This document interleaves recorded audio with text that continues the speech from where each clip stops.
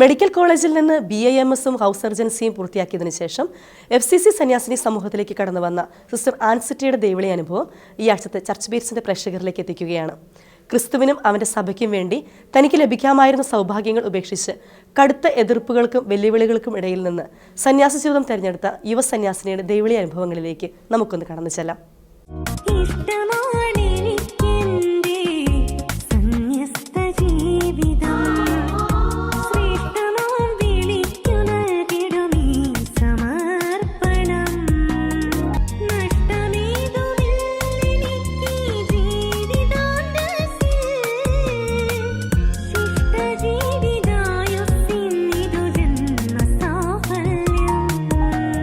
House surgency ഞാൻ 2016 ജനുവരിയിൽ കഴിഞ്ഞു. അപ്പോൾ ഇറങ്ങി എൻ്റെ മെഡിക്കൽ രജിസ്ട്രേഷന് ഉണ്ടായിരുന്നു. അത് TCMC രജിസ്ട്രേഷൻ ട്രിവാൻഡ്രത്ത് പോയി തിരിച്ചു വന്നു. ഞാൻ പിറ്റേ ദിവസം FCCയിൽ ജോയിൻ ചെയ്തു. സന്യാസ ജീവിതത്തോട് ചെറുപ്പം മുതലേ താല്പര്യമുള്ള വ്യക്തിയായിരുന്നു ആൻസിറ്റ. ആദ്യ കുർബാന സ്വീകരണം മുതലേ സന്യാസിനിയാകണമെന്ന ആഗ്രഹത്താൽ തന്റെ ഇടവകയിലുള്ള സന്യാസിനിമാരെ ആൻസിറ്റ ശ്രദ്ധിക്കുകയും അവരുടെ പ്രവർത്തനങ്ങളെ നോക്കിക്കാണുകയും ചെയ്യുമായിരുന്നു. സെന്റ് കമിലസ് സന്യാസിനി സമൂഹവും തിരുഹൃദയ സന്യാസിനി സമൂഹത്തിലെ സന്യാസിനിമാരുമാണ് ആൻസിറ്റയുടെ ഇടവകയിൽ ഉണ്ടായിരുന്നത്. മെന്റലി റിട്ടയർഡ് ആയിട്ടുള്ള ആളുകളെ നോക്കുന്നതടക്കമുള്ള ഹോസ്പിറ്റൽ മിനിസ്റ്റർ ചെയ്യുന്ന സെന്റ് കമിലസ് സന്യാസിനി സമൂഹത്തിന്റെ പ്രവർത്തനങ്ങൾ വളരെ ആദരവോടെയാണ് ആൻസിറ്റ നോക്കിക്കണ്ടിരുന്നത്. സന്യാസ ജീവിതം തെരഞ്ഞെടുക്കുന്നതിനെ കുറിച്ച് വളരെ നെഗറ്റീവായിട്ട് പൊതുസമൂഹം പറയുന്നത് യാദൃച്ഛികമായിട്ട് കേൾക്കാൻ ഇടവന്ന ആൻസിറ്റ സന്യാസ ജീവിതത്തിന്റെ മഹത്വം ഉയർത്തിക്കാട്ടുന്നതായിരിക്കണം തന്റെ തെരഞ്ഞെടുപ്പും ജീവിതമെന്നും തീരുമാനിക്കുകയായിരുന്നു. പുറമേ നിന്നുള്ള ഒരു സംസാരവും കൂടി ഞാൻ ശ്രദ്ധിക്കുകയാണ്. സിസ്റ്റേഴ്സ് ആവാൻ പോകുന്നവരെന്നൊക്കെ പറഞ്ഞാൽ പഠിക്കുകയൊന്നുമില്ല, അങ്ങനെയൊക്കെ ആകുമ്പോഴാണ്, അല്ലെങ്കിൽ എൻ്റെ വീട്ടിൽ എന്തെങ്കിലും സ്ട്രഗിൾ ഉള്ളതുകൊണ്ടാണ്, ബുദ്ധിമുട്ടുള്ളത് കൊണ്ടാണ് അങ്ങനെയാണ് പോകുന്നതെന്നൊരു ഇത് കേൾക്കുക. അപ്പോൾ ഞാനിങ്ങനെ ഈശോയോട് എന്തുകൊണ്ടെങ്കിലും ഇങ്ങനെ പറയും, ഞാൻ പോകുമ്പോൾ എനിക്കിങ്ങനെ ഒന്ന് പറയാം, ഞാൻ പഠിക്കാതിരുന്നിട്ടാണ് പോയത്, അല്ലെങ്കിൽ പിന്നെ വീട്ടിലെ ബുദ്ധിമുട്ട് കൊണ്ടാണ്, അങ്ങനെയൊന്നും എനിക്ക് കേൾക്കുന്നത് ഇഷ്ടമില്ല. 10th പാസ് ഔട്ട് ആകുമ്പോഴത്തേക്കും സ്കൂൾ ഫസ്റ്റ് ആയിരുന്നു. അപ്പോൾ ഞാൻ ഫസ്റ്റ് കാറ്റഗിസത്തിൻ്റെ ഒരു റിസൾട്ട് വന്നപ്പോൾ ഡിപ്ലോമ ഫസ്റ്റ് റാങ്ക് രൂപത. അപ്പോൾ ഞാൻ സ്കൂളിലും അപ്പോൾ കുറയാൻ പാടില്ലല്ലോ, ഞാൻ പ്രാർത്ഥിക്കുകയെ സ്കൂളിൽ നിന്ന് ഞാൻ ബാക്കായിട്ട് പറ്റത്തില്ല.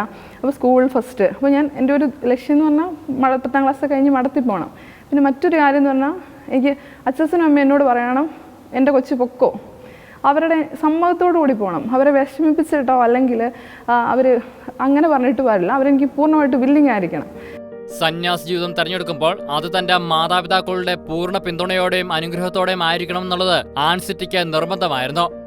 BAMS-ന് എൻട്രൻസ് എഴുതി സീറ്റ് കിട്ടുമ്പോഴും കോളേജുകൾ തെരഞ്ഞെടുക്കുമ്പോഴും തനിക്ക് ദിവസവും വിശുദ്ധ കുർബാനയ്ക്ക് പോകുവാൻ സാധിക്കുന്ന ഒരിടം കിട്ടണമെന്നതായിരുന്നു ആൻസിറ്റയുടെ ആഗ്രഹവും പ്രാർത്ഥനയും. ദൈവവിളി ഉള്ളതാണെങ്കിൽ അവൾ പോകും. അപ്പോൾ ഞാൻ അമ്മയോട് പറയും,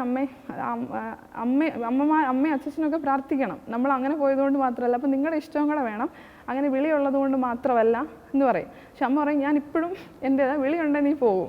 പിന്നെ ഞാൻ ഇച്ചിരി ഒരു സ്വാർത്ഥതയുള്ള അമ്മയാണ്. എനിക്ക് എൻ്റെ കൊച്ച് കല്യാണം കഴിച്ച് മക്കളൊക്കെ ആയിട്ട് കഴിയുന്നത് കാണാനാണ് എനിക്കിഷ്ടം. പിന്നെ ഇത്രയും പഠിക്കുന്നയാൾ, വീട്ടിലെ മൂത്തയാൾ, അപ്പം വീട്ടിലേക്ക് വേണ്ടി ചെയ്യേണ്ടതും വീടൊക്കെ എന്ന് പറഞ്ഞാൽ പഴയ വീടൊക്കെയാണ്, ഞങ്ങളപ്പം പുതിയത് പണിയൊക്കെ ചെയ്യണം, അതൊക്കെ ചെയ്യുന്നതാണ് ഞങ്ങൾക്കിഷ്ടം. അപ്പം ഇങ്ങനെ നിൽക്കുവാണ്. പിന്നെ അപ്പം എൻ്റെ കസിൻസ് പിന്നെ ബന്ധുക്കളൊക്കെ പറയുന്നു, പക്വത ഇല്ലാത്ത പ്രായത്തിൽ തോന്നുന്ന ഒരു തീരുമാനമാണ് ഈ സന്യാസം എന്നൊക്കെ പറയുന്നത്, നിനക്കിപ്പോൾ വെറുതെ തോന്നുന്നതാ, അപ്പം നീ അങ്ങനെ പോകണ്ട, നീ കണ്ടിട്ടില്ലേ സിസ്റ്റേഴ്സ് അച്ഛന്മാരൊക്കെ പിള്ളേരെ പിടിക്കാൻ വേണ്ടി 10ാം ക്ലാസ് കഴിയുമ്പോൾ വരുന്നത്, അതുകൊണ്ടാണ്. അപ്പം അങ്ങനെ പറയുകയാണ്. അതിന് +2 കഴിഞ്ഞിട്ട് വേണേൽ പൊക്കോ, അങ്ങനെയാണെന്നുണ്ടെങ്കിൽ ഇത് പറയുകയാണ്.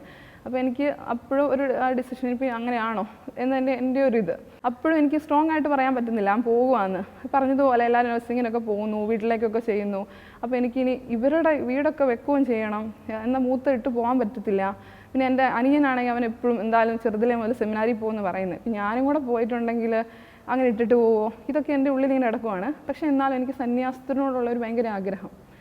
അപ്പം അതിനുശേഷം എന്നിട്ട് ഞാൻ അപ്പോൾ വിചാരിച്ചു, പഠിക്കാൻ എന്നാൽ പഠിച്ചേക്കാം, പഠിച്ചു കഴിഞ്ഞിട്ട് കാശ് കൊടുത്ത് പഠിച്ചിട്ട് പോയാൽ എനിക്ക് ഇടയ്ക്കിട്ട് പോകാൻ പറ്റത്തില്ലല്ലോ. അവരെന്നെ ഒത്തിരി പൈസ കൊടുത്ത് പഠിപ്പിച്ച് കഴിഞ്ഞാൽ ഒരു ഇത് കഴിയുമ്പോൾ എനിക്ക് പോകാൻ വേണ്ടിയിട്ട് തോന്നിയിട്ടുണ്ടെങ്കിൽ അത് ഞാൻ അവരോട് ചെയ്യുന്നൊരു വഞ്ചനയാവും. ഞാൻ എൻട്രൻസ് എഴുതി, അത് കഴിഞ്ഞിട്ട് അലോട്ട്മെൻറ്റ് 2000 റാങ്ക് അങ്ങനെ ഇതായിരുന്നു.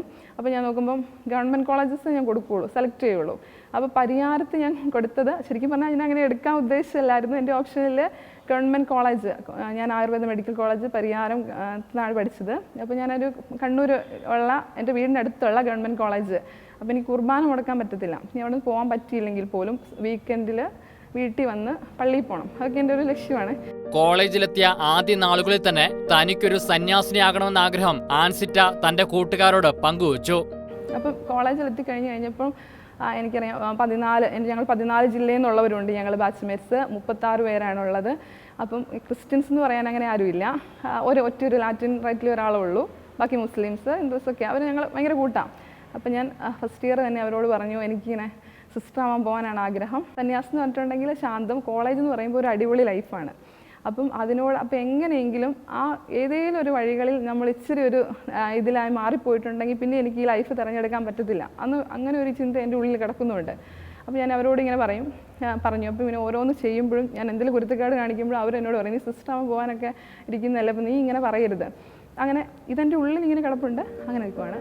കോളേജ് പഠനത്തിന്റെ നാളുകളിൽ തന്നെ ദൈവം തന്റെ കുടുംബത്തിലെ ആഗ്രഹങ്ങളെല്ലാം സാധിച്ചു തന്നുവെന്നും തന്റെ പ്രാർത്ഥനാ നിയോഗങ്ങളെല്ലാം സഫലമായെന്നും സിസ്റ്റർ ആൻസിറ്റ പറയുന്നു.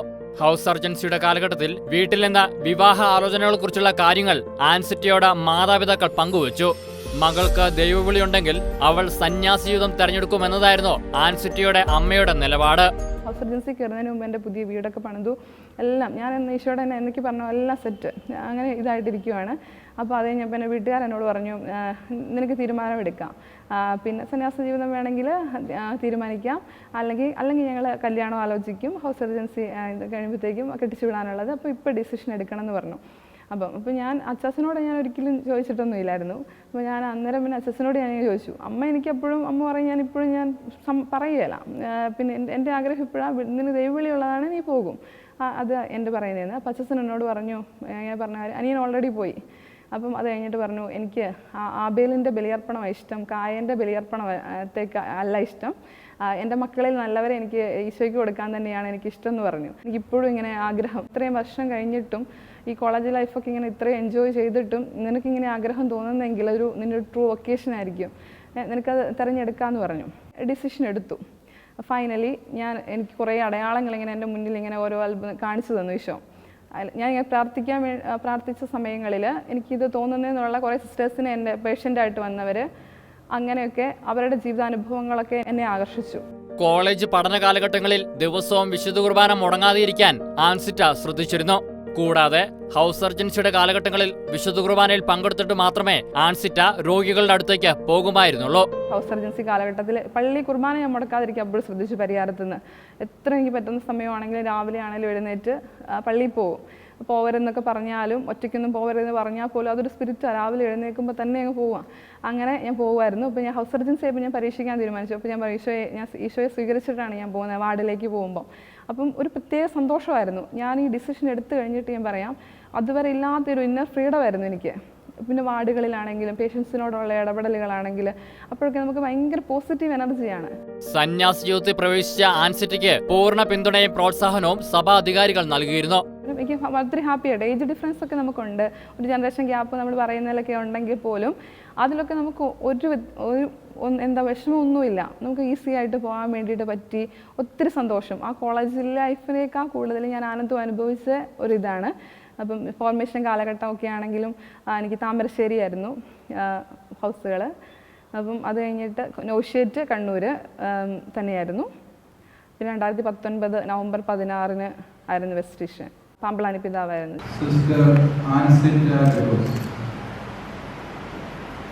ഫ്രാൻസിസ്കൻ സന്യാസ സമൂഹത്തിൽ വ്രതാനുഷ്ഠാനത്തിലൂടെ സമർപ്പിത ജീവിതത്തിനായി നീ വേർതിരിക്കപ്പെടുകയും വിശുദ്ധീകരിക്കപ്പെടുകയും പ്രതിഷ്ഠിക്കപ്പെടുകയും ചെയ്തിരിക്കുന്നു.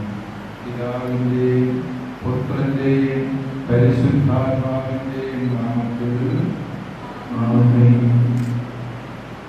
ലോകത്തിന്റെ പ്രകാശമായി മിശിഹായെ അനുകരിച്ച് ജീവിക്കുവാൻ നിനക്കിടയാകട്ടെ.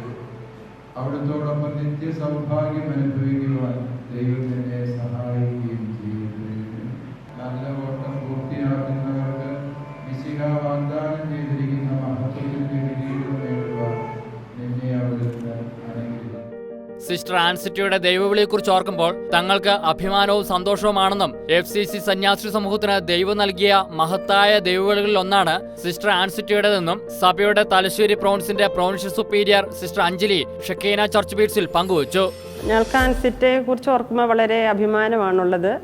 ആൻസിറ്റ പഠനത്തിൻ്റെ അവസാന നാളുകളിൽ ഇങ്ങനെ വരുന്നുണ്ടെന്നറിഞ്ഞപ്പോൾ ഞങ്ങൾക്ക് വളരെ സന്തോഷമായിരുന്നു.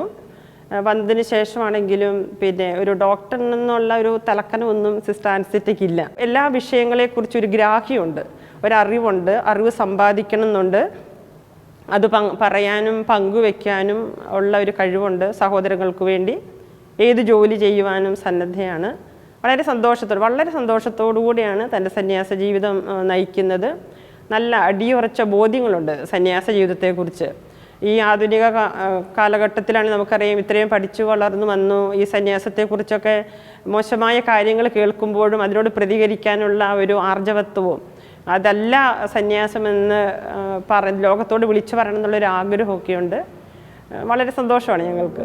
സന്യാസി ജീവിതത്തിൽ പ്രാർത്ഥനയോടെ മുന്നേറുന്ന യുവ സന്യാസിനിക്ക് പ്രാർത്ഥനയെ പിന്തുണ നൽകി സഭാ അധികാരികളും ഒപ്പമുണ്ട്. എനിക്ക് 10th നിന്ന് തന്നെ വരാമായിരുന്നു, അല്ലെങ്കിൽ 10th നിന്ന് തന്നെ വരാത്തതിൽ എനിക്ക് ഇപ്പോൾ ഒരു സങ്കടം ഉണ്ടെങ്കിലുള്ളൂ. ഞാൻ എന്തിനാ വെറുതെ ഇത്രയും വേൾഡ്ലി ഇതിലേക്ക് പോയത്. അതൊരിക്കലും ഒരു തോന്നലല്ല. സന്യാസത്ത് പറഞ്ഞൊരു ഞാൻ 10th നിന്നൊരു വിളി സ്വീകരിക്കുന്നുണ്ടെങ്കിൽ അത് ദൈവത്തിൻ്റെ കോളാണ്, ഒരു ഇന്ന ശക്തിയാണ്. ആരും എന്നെ നിർബന്ധിച്ച് വിടുന്നതല്ല. ഈ സക്രാരിക്കൂടിൻ്റെ മുന്നിൽ വന്നിരിക്കുമ്പോൾ കിട്ടുന്ന ഒരു സന്തോഷം എന്ന് പറഞ്ഞാൽ ലോകത്തിൽ ഒന്നിനും തരാൻ ഇല്ല എന്ന് തന്നെയാണ് ഞാൻ പറയുന്നത്. ആൻസിറ്റയുടെ സഹോദരൻ CMI സഭയിൽ വൈദിക പരിശീലനത്തിൽ ഏർപ്പെട്ടിരിക്കുകയാണ്. മാനന്തവാടി ചുങ്കക്കുന്ന് ഈറ്റക്കച്ചാലിൽ ജോസ് മേരി ദമ്പതികളുടെ മകളാണ് സിസ്റ്റർ ആൻസിറ്റ.